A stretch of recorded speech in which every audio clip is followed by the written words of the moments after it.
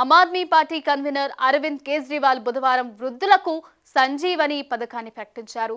Delhi assembly ఎన్నికలకు ముందు కేజ్రీవాల్ 60 ఏళ్లు పైబడిన వృద్ధులకు ఉచిత వైద్యం అందిస్తామని ప్రకటించారు. ఏ కేటగిరీలో ఉన్న వృద్ధులందరికీ ఈ చికిత్స ఉచితమని కేజ్రీవాల్ స్పష్టం చేశారు. గతంలో కేజ్రీవాల్ వృద్ధులకు 2500 ఆటో డ్రైవర్లకు 5 లక్షల వరకు బీమా, మహిళలకు నెలకు 1000 రూపాయల చొప్పున అందజేస్తున్నట్లు ప్రకటించారు.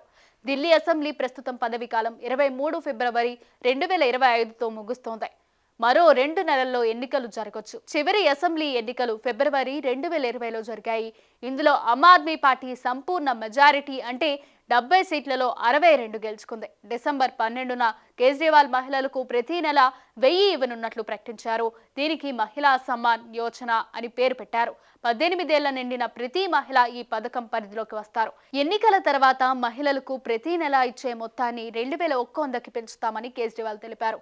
డిసెంబర్ 10న ఆటో డ్రైవర్ల కోసం కేజ్రీవాల్ 4 ప్రకటనలు చేశారు. ఆటో డ్రైవర్ కూతురు పెళ్లికి 1,00,000 ఇస్తామని చెప్పారు. హోలీ, దీపావళి రోజుల్లో యూనిఫామ్ కోసం మరో 2,500 ఇస్తారు. 10 లక్షల జీవిత బీమా, 5 లక్షల ప్రమాద బీమా కూడా వారికి అందిస్తామని హామీ ఇచ్చారు.